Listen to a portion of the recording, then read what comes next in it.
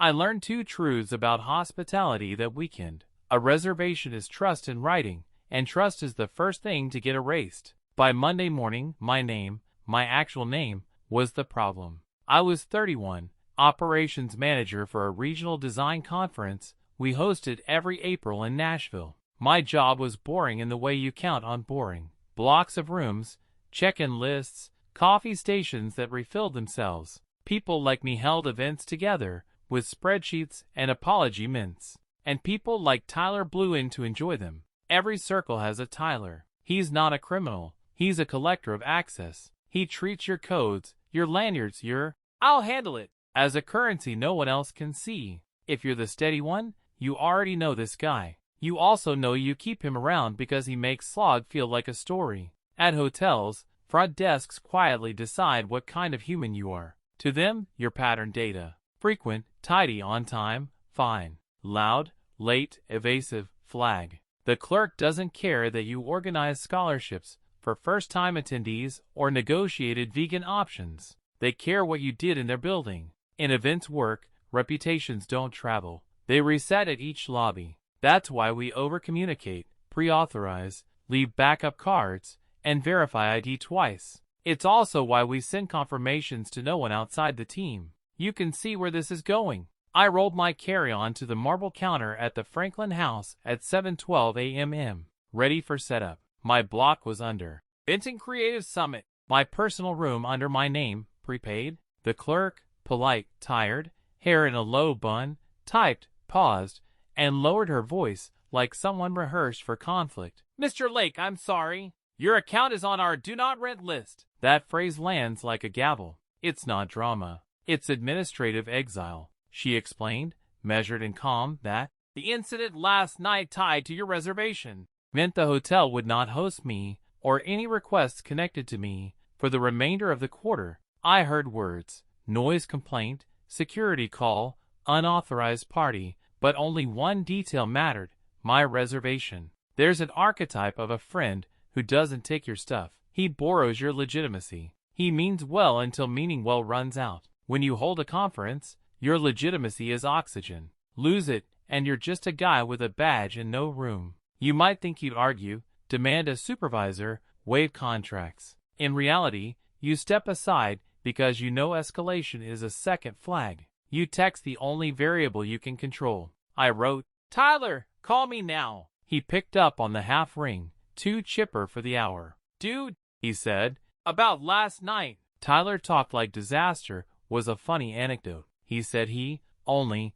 used the screenshot of my confirmation. One-eyed once texted as proof the block was secure to help the night auditor find my booking. He said the front desk added him as an additional guest. Like, no big deal. Then the rooftop drinks spilled into my room because it was closer to the elevator. A portable speaker, two influencer types with glitter jackets, a neighbor who knocked, security who knocked harder. He swore nothing was broken, just energy. He framed it as a vibe issue, not a policy issue. You know this dance. The access friend narrates the mess in a way that asks you to admire the choreography. There's a recognizable type in events, the social locksmith. He doesn't steal keys. He convinces people to hand them over. He reads fatigued staff at 11 p.m., compliments their professionalism, drops a familiar name, and smiles through the boundary. The system isn't a wall to him. It's a conversation. You might envy that ease until his conversation becomes your record. To a hotel, nothing is charming in writing. It's time-stamped, initialed, and stapled to your file. If you've ever run point on a program, you already feel your stomach do the math. Attrition clauses, incident reports, sponsor optics. You want to fix, not feel. I triaged. I told Tyler to bring his ID and a personal card to post to hold with the hotel within 30 minutes. No jokes, no favors. He promised he was already on the way. I called our sales manager, Claire, before she could call me. She was steady and direct. Security documented the party as an unauthorized gathering tied to my room. There was a noise complaint at 12:41 a.m., a second at 1:07, and a refusal to comply after a verbal warning. Property policy triggered the temporary ban. She said the conference could proceed under the master account, but I could not be the on-site contact until they reviewed risk. In events language, that's a demotion with teeth. It told me what I was now, an email address, not a presence. The archetype of the reliable operator absorbs the hit and keeps the machine moving. If that's you, you know the next move. Distribute authority. I looped in Jasmine, our assistant coordinator, and shifted every on-site credential, BOs, vendor contacts, green room schedule, to her tablet. I told her to check in with Claire face-to-face, to be boring, to smile, to ask nothing extra. I set up shop across the street at a coffee bar with a view of the loading dock. You don't need a lobby when you have line of sight and a group chat. It was a clean plan until AV called about rigging. The sign-off form listed me by name. This is the pinch most people miss. Venues run on signatures, not intentions. The ballroom trust wouldn't go up without the person on the contract approving the load and height. Substitutions require property approval. Timelines shrink, reputations expand. If you've ever been here, you know the feeling. Either you solve the policy, or the policy becomes the show. I drafted a remedy, Tyler's deposit, my written acceptance of responsibility, a request to swap the signatory to Jasmine, and walked back toward the hotel knowing security might turn me around at the carpet line. The lobby felt different once you were a name on their list. I wasn't a guest anymore. I was a liability with a suitcase. The guard near the elevator gave me a polite nod that didn't invite movement. Claire met me halfway across the tile like she'd been watching the cameras. She didn't scold. Professionals don't scold, they cite. She showed me the incident form, initials in blue ink, and explained the only way forward was to remove me as signatory and replace me with someone the property approved. That meant Jasmine had to shoulder the role, even though she hadn't trained for it. There's a type of worker who thrives under unearned pressure. They're apprentices until the crisis, then suddenly they're decision makers. Jasmine had always been dependable in small things, labeling folders, confirming catering counts, keeping her notes color-coded. This was different. It meant she had to walk into rooms of riggers, vendors, and hotel managers and make calls in my place. If you've ever managed someone like that, you know the quiet dread. Will they freeze or will they grow? I slid my proposed remedy across the counter. Claire didn't even look at the paper. She already knew the answer. Tyler doesn't get to deposit his way out, she said. The hotel had marked the party as non-compliant, which meant any money wouldn't erase the policy. They would let Jasmine sign, but only if she took full responsibility for setup and teardown. My name couldn't appear on any document until the quarter turned over. I wanted to argue, but arguing was another strike. So I watched Jasmine step up. She took the safety briefing packet, listened without interrupting, and nodded at every clause like she'd seen them 100 times. That's an archetype too, the unexpected proxy. Organizations survive on them. They're not the loudest or the most ambitious. They're the ones who accept the weight when someone else drops it. Watching her, I felt equal parts pride and irrelevance. The conference itself was humming in the background. Attendees checking badges, coffee lines forming, speakers testing slides. All of it looked normal, but none of it had my fingerprints. If you've ever built something only to watch it run without you, you know the sting. Tyler finally walked in, sunglasses hooked on his shirt collar, grinning like he was bringing comic relief. "Crisis averted?" he asked. Claire's expression stayed flat. It was a clean beat. Jasmine had the clipboard. Tyler had the nerve. And I had nothing but the uneasy role of spectator to an event I was supposed to command. I pulled Tyler aside, away from Claire and the staff. He leaned against a column like we were just catching up, not dealing with the fact that his antics had erased my professional credibility in under 12 hours. I told him what had happened, step by step, with no exaggeration. He laughed at first, then caught himself when he realized I wasn't joining in. "Man, I thought it was chill," he said, hands up. That's the pattern with him.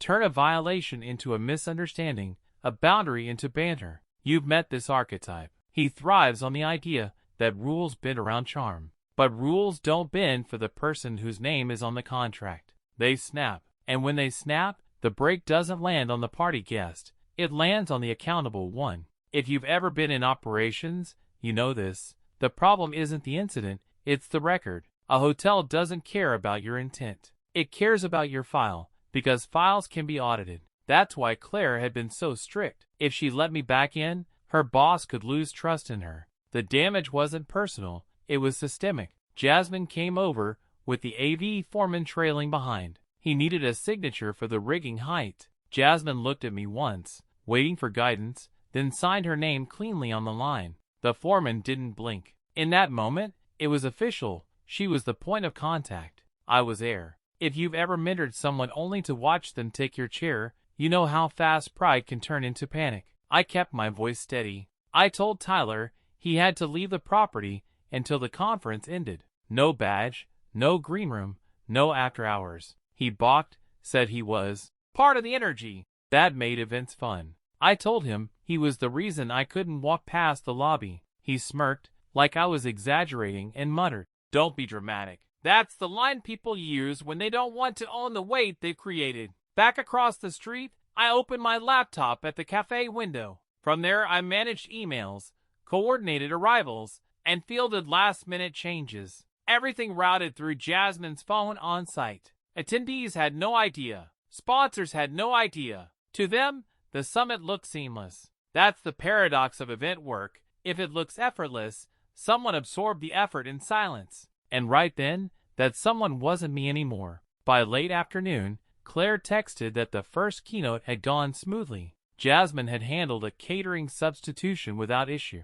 The machine was running. But I noticed something in myself I hadn't expected, an edge of fear. Not fear of losing the conference, but of being replaced by my own backup. The second day of the summit was always the hardest. That's when the novelty wore off, the glitches multiplied, and the staff's patience thinned. Normally, I'd thrive in that chaos, running between ballrooms, smoothing details, keeping tempers in check. Instead, I sat in the cafe with a view of the revolving door, watching Jasmine's name pop up in my inbox again and again. She was handling sponsor arrivals, breakout changes, even a fire marshal walkthrough, tasks I'd never intended her to face alone. She didn't ask me what to do, she just reported what she'd done. There's a psychological truth about delegation nobody tells you. Once someone else does your job under pressure, they never go back to being just support. They've proven they can hold weight, and people start seeing them differently.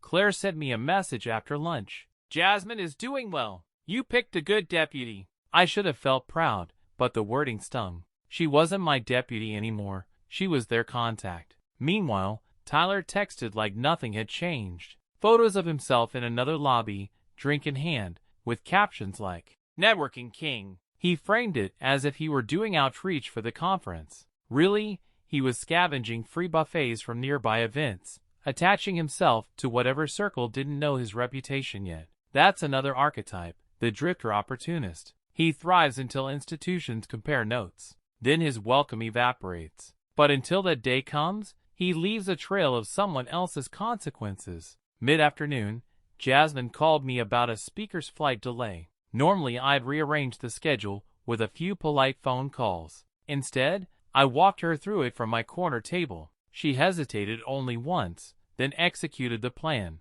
The session went on without anyone outside our team noticing the change. She texted after. "Handled." That one word carried more authority than any of my spreadsheets. If you've ever built an identity around being indispensable, you know the hollow feeling when the system proves you aren't. Sitting there, I realized the conference no longer needed me to function. They needed my absence more than my presence, because my presence was now a liability. And once that truth sinks in, you start asking questions you don't want to answer. As evening set in, I walked past the hotel entrance just to watch the flow of attendees spilling into shuttles for the off-site dinner. Everyone was smiling, talking, energized. To them, the summit was a success. To me, it was proof that I'd been replaced in less than 48 hours. That night I couldn't sleep, so I drafted a damage control plan. In the events world, reputation doesn't die from one mistake. It dies from silence afterward. I listed out who needed reassurance.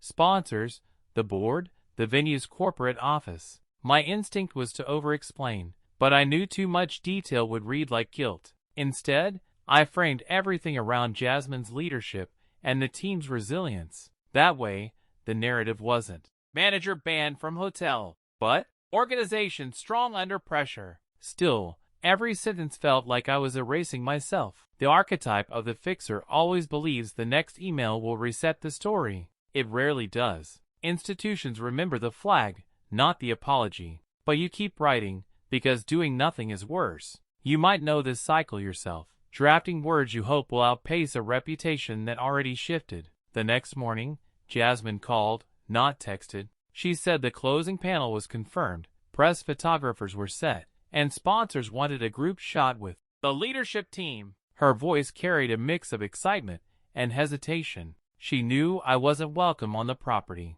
"Do you want me to stand in for you?" she asked. That was the moment it crystallized. I wasn't deciding logistics anymore. I was deciding visibility. There's a pivot point when someone who started as your assistant becomes the face of the operation. Most leaders resist it, sometimes at the cost of the whole. I realized that if I insisted on inserting myself, I'd undo all the ground she'd secured with the hotel. If I stepped back, the summit would finish flawlessly, but my role would vanish in the process. You've probably faced a smaller version of this choice. Do you cling, or do you let the machine prove it runs without you? I told her to go ahead, to stand in the photo. My voice sounded calm, but inside I felt the crack. She thanked me like I'd given her an opportunity, not realizing I just surrendered the last piece of ownership I had. That evening, scrolling through the summit's tagged photos online, I saw Jasmine in the center of the sponsor lineup, smiling with confidence. The captions praised,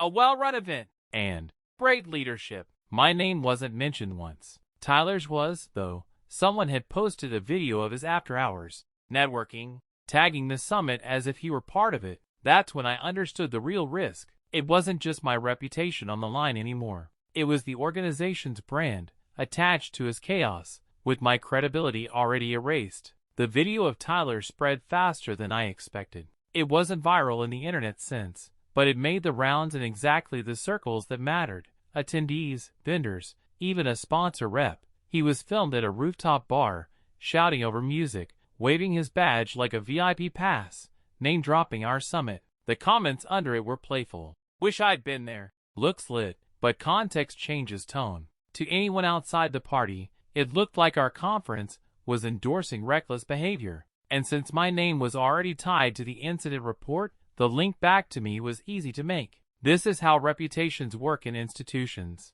They don't need a full story, just an impression. Tyler had left me with 2 impressions to manage: banned guest and careless leadership. Archetypally, he was the trickster, exhilarating, disruptive, and always escaping the fallout. And me? I had slipped into the shadow role, the scapegoat. In every system, one figure absorbs the blame so the rest can move on. That figure rarely volunteers, but once you're named, it sticks. I drafted a formal statement for the board. Clean, factual, no dramatics. "An unauthorized individual used my reservation without consent. The hotel enforced policy. Jasmine ensured successful execution of the summit. We recommend implementing stricter credentialing procedures." I cut out every personal feeling, every ache of betrayal. It read like a report from someone watching through glass, which was exactly how I felt. Meanwhile, Jasmine texted updates as if nothing else existed. Catering settled, sponsors thrilled, closing panel smooth. She was efficient, respectful, and unintentionally replacing me with each task completed. If you've ever been sidelined by your own protege, you know the strange dual pull. You're proud and threatened at the same time. The more competent she looked, the more unnecessary I became. The summit ended with applause I heard only through live-stream clips. I closed my laptop in the cafe as the credits rolled on a show I'd built but didn't touch. That night, Jasmine called again. She thanked me for trusting her, said the sponsors wanted to work with us next year, and admitted she'd been nervous but had grown through it. I told her she did well. What I didn't tell her was that her growth had cost me more than just a weekend at a hotel. The final sting came Monday morning. An email from Claire, polite but blunt. "We recommend future contracts list Jasmine Rivera as primary contact." It wasn't a suggestion. It was the venue telling us who they now trusted and who they didn't. I stared at Claire's email longer than I should have. It wasn't just a logistical note. It was a verdict. Venues don't phrase things casually. They codify trust. By naming Jasmine as the future contact, they were writing me out without ceremony. That's how institutions work. No fight, no firing, just a shift in who gets copied on the contract. It's a quiet exile. I wanted to call Tyler, to unload the weight of it all. But what would I gain? He'd spin it into another anecdote, some lesson about how rules are made to be stretched. People like him don't process consequences. They reframe them as stories where they still come out entertaining. Archetypally, he was the jester at the king's court, harmless until the laughter stopped. The difference was that in my court, he'd burn the stage. Instead, I called Jasmine. I congratulated her, said she had earned the recognition, even though the words scraped on the way out. She hesitated, like she knew the subtext. "I didn't ask for this," she said softly. She wasn't gloating. She was acknowledging the shift. That's the paradox of succession. You don't always seek the crown, but once it lands on your head, no one can unsee it. There's a psychology to losing authority. At first you resist, try to claw back relevance. Then you rationalize, tell yourself it's temporary. But eventually, you hit resignation. Not peace, just recognition that the role has moved on without you. If you've ever been replaced, you know the quiet shame of realizing the system doesn't miss you. By midweek, the board scheduled a debrief. Normally I'd run the call, but the invite listed Jasmine as lead. My name was still there, tucked in as support. It was symbolic, but symbols matter. They tell everyone where the center of gravity has shifted. During the call, I watched her walk through numbers, field questions, outline next year's timeline. Her tone was measured, steady, more confident than I'd ever heard. No one asked me a single thing. When the call ended, the board chair said, "Good work, team. Special thanks to Jasmine for keeping everything smooth." That was the period at the end of my sentence. I logged off without saying a word. Outside my window, the city looked the same. Traffic moved, people hustled, hotel lobbies filled with new conferences. To them, it was just another week. To me, it was the week I learned how quickly trust can be reassigned, and how once it is, you don't get to vote yourself back in. The following days felt like I was orbiting my own career. I still answered emails, still updated spreadsheets, still wore the title on my signature line. But the authority wasn't mine anymore, and everyone knew it. When vendors replied, they addressed Jasmine first. When sponsors looped in questions, they wrote, "Per Jasmine's direction." I became the CC, not the contact. That's the professional equivalent of fading into the wallpaper.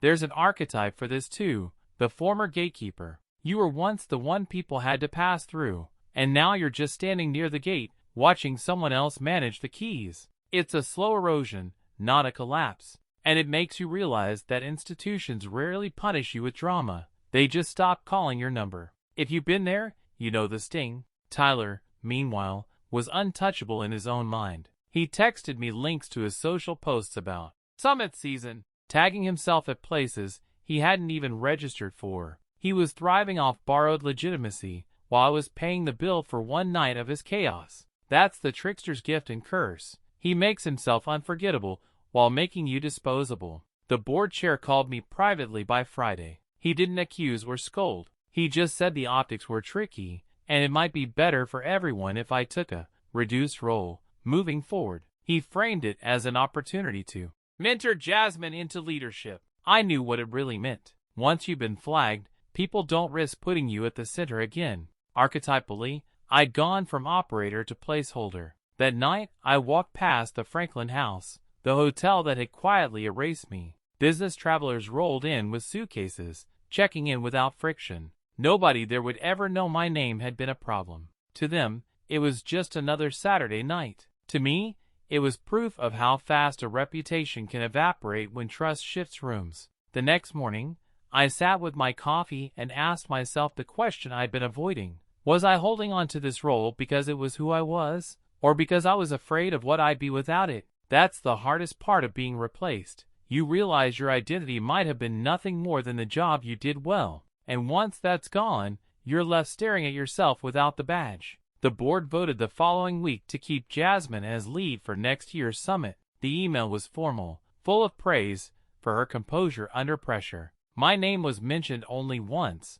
under acknowledgments. Special thanks to Michael Lake for his support. Support? A demotion disguised as gratitude. If you've ever been recast in your own story, You know how hollow that feels. I didn't rage. I didn't call Tyler. I just sat with the fact that the system had moved on. Archetypally, he had played the trickster, Jasmine had stepped into the hero's journey, and I had become the scapegoat. Every institution needs those roles to function. The uncomfortable truth is that sometimes you don't get to pick which one you become. I started asking myself a new question. If my identity had been tied so tightly to managing events, maybe it was time to test who I was without the lanyard. That thought was terrifying and freeing in equal measure. There's a kind of quiet triumph in realizing that a single hotel's blacklist doesn't have to define your future, even if it bruised your present. Jasmine called me after the decision. She thanked me again, said she hoped I'd stay involved in some capacity.